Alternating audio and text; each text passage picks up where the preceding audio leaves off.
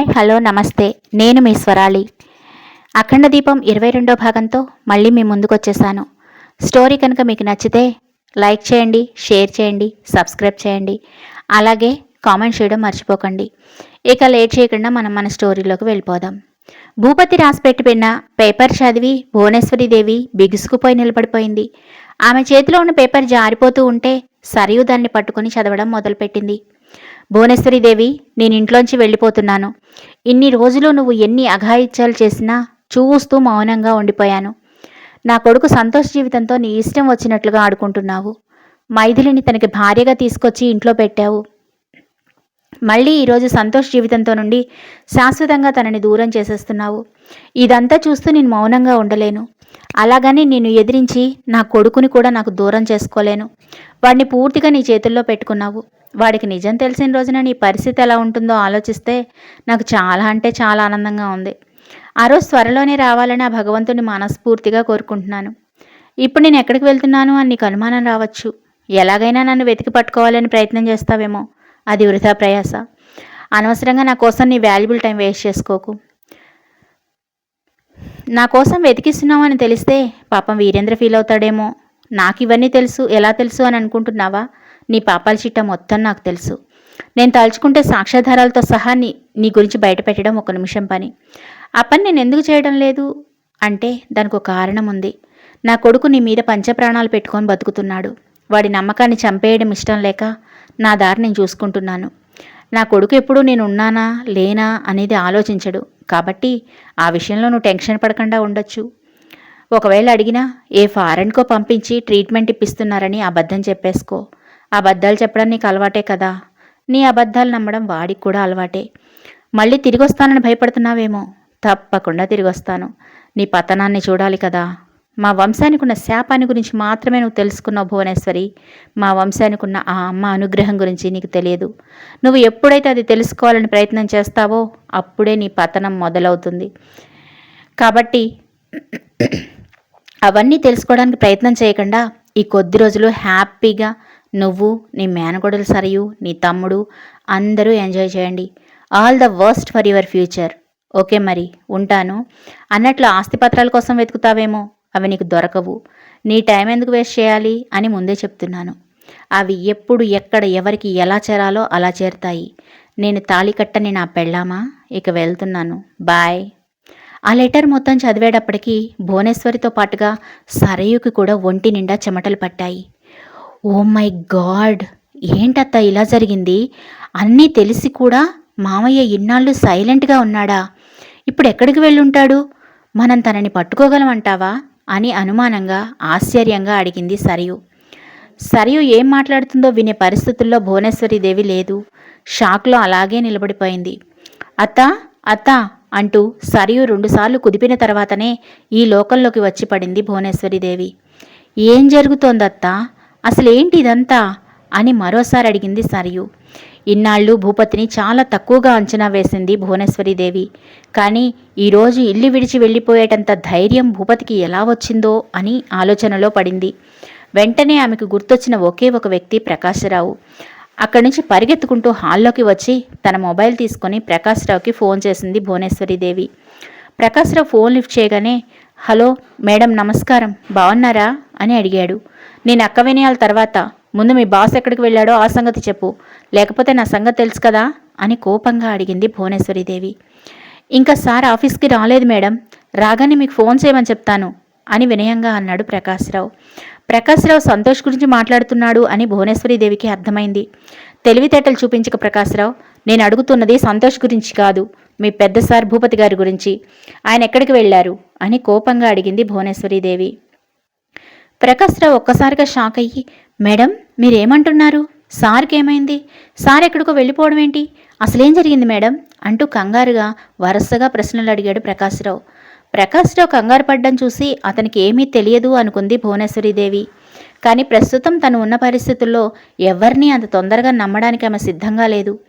నువ్వు నా దగ్గర ఏదో విషయాన్ని దాస్తున్నావు ప్రకాశ్రావు, నిజం చెప్పు. భూపతి గారిని కలవడానికి వచ్చేది నువ్వు ఒక్కడివే, కానీ ఈ మధ్య ఎందుకో రావడం లేదు. తెలియదు అని చెప్పినంత మాత్రాన నేను నిన్ను నమ్ముతాను అనుకోకు. నిజం చెప్పు, భూపతి గారు ఎక్కడికి వెళ్ళారు అని మరోసారి నిలదీసి ప్రశ్నించింది భువనేశ్వరీదేవి. మేడం, మీరు నమ్మినా నమ్మకపోయినా నేను నిజమే చెప్తున్నాను.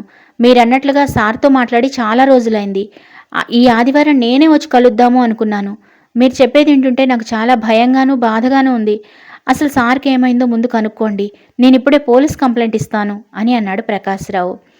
విషయం పోలీసుల దాకా వెళ్తే ఏమవుతుందో భువనేశ్వరీదేవికి కొంతవరకు ఊహించగలదు. అందుకే వెంటనే ప్రకాశ్రావుని ఆపాలి అని అనుకుంది భువనేశ్వరీదేవి. నువ్వేమీ పోలీసులకి కంప్లైంట్ ఇవ్వనవసరం లేదు. ఈ విషయాలన్నీ నేను చూసుకుంటాను. నేను నిన్ను అడిగిన విషయం, ఈ విషయం గురించి ఎవరితోనైనా డిస్కస్ చేశావని తెలిసిందో నా సంగతి నీకు తెలుసు కదా. భూపతి గారిని నేనే ట్రీట్మెంట్ కోసం ఫారెన్ పంపించాను. ఎవరైనా అడిగినా నువ్వు అదే చెప్పాలి, గుర్తుంచుకో. ఇది పెద్ద పెద్ద వాళ్లతో ఇళ్లలో వ్యవహారం. మధ్యలో అనవసరంగా దూరితే నీ ప్రాణాలకే ప్రమాదం. పెళ్ళాం పిల్లలు కలవాడివి, ఎందుకు చెప్తున్నానో అర్థం చేసుకో అంటూ ప్రకాశ్రావును బెదిరించడానికి ప్రయత్నం చేసింది భువనేశ్వరీదేవి. మీరు ఎలా చెప్తే అలా వింటాను మేడం. నేను ఎవరితోటి ఈ విషయం గురించి మాట్లాడను, కానీ సార్ గురించి వెతికించే ప్రయత్నం చేయండి మేడం అని వినయంగానూ భయంగానూ అన్నాడు ప్రకాశ్రావు. సరే సరే నేనుంటాను అని ఫోన్ పెట్టేసింది భువనేశ్వరీదేవి. ఏమంటున్నాడత్తా ఆ ప్రకాశ్రావు అని క్యూరియస్గా అడిగింది సరయు. వాడికేమీ తెలియదేమో అనిపిస్తుంది, కానీ ఎవరినీ నమ్మడానికి లేదు. ఆ ముసలోడు పోతే పోయాడు, కానీ వాడితో పాటు ఆస్తిపత్రాలు కూడా పట్టుకుపోయాడు. ఇప్పుడు వాడిని ఎక్కడని వెతకగలము? ఒకవేళ వెతికించినా సంతోష్ గడికి తెలిసిపోతుంది. కొన్ని రోజులు సైలెంట్గా ఉండడమే మంచిది అని అన్నది భువనేశ్వరీదేవి. అది సరే కానీ అత్త, నాదొక సలహా. ఎందుకైనా మంచిది ఆ ప్రకాశ్రావు ఫోన్ రికార్డింగ్ సంపాదించగలిగితే ఏదైనా ఇన్ఫర్మేషన్ దొరుకుతుందేమోనని నా డౌట్ అని అన్నది సరియు. ఇన్నాళ్లకు ఒక మంచి సలహా ఇచ్చావు సలయు. ఇలాంటప్పుడే నీకు కూడా మెదడు పనిచేస్తుంది అన్న విషయం నాకు అర్థమవుతుంది అని అన్నది భువనేశ్వరీదేవి. సరే సరేలే, ముందు ఆ పని చూడు. మీ హీరో గారు ఎక్కడున్నాడో కనుక్కో. ఎలాగో మావయ్య కూడా లేడు కదా, బావ రావడానికి కొంచెం సమయం పడుతుంది. ఈలోపు ఈ రాజ్మహల్ మొత్తం నీదే అంటూ కన్ను కొట్టింది సరియు. నీ బొంద, నీకెప్పుడు అదే గోల. ఇప్పుడు మనం ఉన్న పరిస్థితి ఏంటి? నువ్వు మాట్లాడే మాటలేంటి? ఇంట్లో పని వాళ్ళందరూ వింటారు. కొంచెం చూసుకొని మాట్లాడి చావు అని ఒక పక్క బ్లష్ అవుతూనే చెప్పింది భువనేశ్వరీదేవి. అబ్బా, అత్తకి ఎంత సిగ్గు. చిన్నమామ మంచి ఆటగాడనుకుంటా, తన పేరెత్తితేనే ఇంతలా సిగ్గుపడిపోతున్నావు అంటూ ఆమెని ఆట పట్టించడానికి ప్రయత్నం చేసింది సరియు. ఊరుకో సరియు, ఎగతాళి చేయడానికి ఇది టైం కాదు. ముందు జరగాల్సిన పని చూద్దామంటూ భువనేశ్వరీదేవి వెంటనే వీరేంద్రకి కాల్ చేసింది. ఫోన్లో వీరేంద్ర చెప్పిన విషయం విని భువనేశ్వరి సరియు ఇద్దరూ మరోసారి షాక్ అయ్యారు. ఇంతకీ వీరేంద్ర ఏం చెప్పుంటాడో. మరోపక్క రెస్టారెంట్లో సంతోష్, మైథిలి ఇద్దరూ ఒకరెదురుగా ఒకళ్ళు కూర్చొని ఉన్నారు. ఇప్పుడు చెప్పు మైథిలి, ఇందాకేదో చెప్పాలన్నావు కదా అని అడిగాడు సంతోష్. ఏం లేదు సార్, మీరు కొంచెం జాగ్రత్తగా ఉండండి అని మాత్రం చెప్పింది మైథిలి. ఇప్పుడు నాకేమైందని అలా చెప్తున్నావు? నేను బాగానే ఉన్నాను కదా అని కావాలనే అడిగాడు సంతోష్. ఏమో సార్, నాకు అలా చెప్పాలి అనిపించింది, అందుకే చెప్తున్నాను అని అన్నది మైథిలి. ఇంకా నాకు చెప్పడానికి నీ దగ్గర ఏమీ లేవా అని మరోసారి ప్రశ్నించాడు సంతోష్. మీకు చెప్పడానికి నా దగ్గర ఇంకా ఏముంటాయి సార్? ఈ రోజుతో మన అగ్రిమెంట్ పూర్తయింది కదా. నా వల్ల మీకేమైనా ఇబ్బంది కలిగితే మనస్ఫూర్తిగా అడుగుతున్నాను, క్షమించండి అని అన్నది మైథిలి. నువ్వు ముందు ఆ సార్ అంటం మానేసాయి. ఇప్పటికి చాలాసార్లు చెప్పాను, అయినా ఎందుకు నువ్వు సార్ అనే పిలుస్తావు అని విసుగ్గా అన్నాడు సంతోష్. మైథిలి ఏమీ మాట్లాడకుండా మౌనంగా ఉండిపోయింది. మైథిలి ఏమీ మాట్లాడకుండా మౌనంగా ఉండడం చూసి సంతోష్, సరేలే మైథిలి, ఏమైనా తింటావా అని అడిగాడు. నిజానికి ఆమెకు చాలా ఆకలిగా ఉంది. తన కోసం కాకపోయినా తన కడుపులో ఉన్న బిడ్డ కోసమైనా తినాలి. కడుపులో పేగులు అరుస్తూ ఉంటే బిడ్డ ఆకలితో అల్లాడుతున్నాడేమో అని తల్లి మనసు తల్లడిల్లిపోయింది. తన పొట్ట మీద చెయ్యి వేసుకుని తింటాను అన్నట్టుగా తల ఊపింది మైథిలి. అప్పటి వరకు ఆమె ఏమీ తినలేదు అన్న విషయం తనకి గుర్తురానందుకు తనని తానే తిట్టుకున్నాడు సంతోష్. ఎంతో అపురూపంగా చూసుకోవాల్సిన నిన్ను ఇలా బాధ పెడుతున్నాను మైథిలి, తప్పడం లేదు. ఇప్పటికిప్పుడు నీకు అన్ని విషయాలు చెప్పలేను. కొంతకాలం మనం వెయిట్ చేయాలి, తప్పదు అని తనలో తనే అనుకుని ఆర్డర్ చెప్పడానికి వెయిటర్ని పిలిచాడు సంతోష్. వెయిటర్ వచ్చిన తర్వాత మైథిలి వైపు చూసి ఏం ఆర్డర్ చెప్పమంటావు అని అడిగాడు సంతోష్. మీ ఇష్టం అండి, ఏది చెప్పినా పర్వాలేదు, కానీ బాగా ఆకలిగా ఉంది, కొంచెం త్వరగా తీసుకురమ్మని చెప్పండి అని అన్నది మైథిలి. సంతోష్ ఒకసారి మైథిలి వైపు పరిశీలనగా చూసి ఆమెకి కొంచెం హెల్దీగా ఉండే ఫుడ్ని ఆర్డర్ చేశాడు. కొద్దిసేపటికి ఫుడ్ రావడంతో చాలా ఇష్టంగా తిన్నది మైథిలి. సంతోష్ కూడా ఆమెనే చూస్తూ తినడం కంప్లీట్ చేశాడు. వాళ్ళు తిన్న తర్వాత ఆ క్యాబిన్కి ఉన్న మరో డోర్ నుంచి లోపలికి వచ్చాడు అర్జున్. సంతోష్ చిన్నప్పటి నుంచి మంచి ఫ్రెండ్స్. భువనేశ్వరీదేవి గురించి చాలాసార్లు సంతోష్ని హెచ్చరించాలని ప్రయత్నం చేశాడు అర్జున్. కానీ సంతోష్ భువనేశ్వరీదేవి మీద ఎవరు ఏం చెప్పినా వినేవాడు కాదు. అందుకే తన స్నేహితుడిని కూడా దూరం చేసుకున్నాడు. భువనేశ్వరీదేవి నిజస్వరూపం తెలిసిన తర్వాత అర్జున్కి ఫోన్ చేసి ఈ రెస్టారెంట్కి రమ్మని చెప్పాడు సంతోష్. అర్జున్ లోపలికి రావడంతోటే సంతోష్ వెళ్ళి హగ్ చేసుకొని, సారీరా అర్జున్, ఐఎమ్ వెరీ సారీరా అంటూ కళ్ళ నిండా నీళ్లతో సారీ చెప్పాడు సంతోష్. సంతోష్, నువ్వు నాకు సారీ చెప్పాల్సినంత తప్పు ఏమీ చేయలేదురా. నేను ఎప్పటికీ నీతోనే ఉంటాను.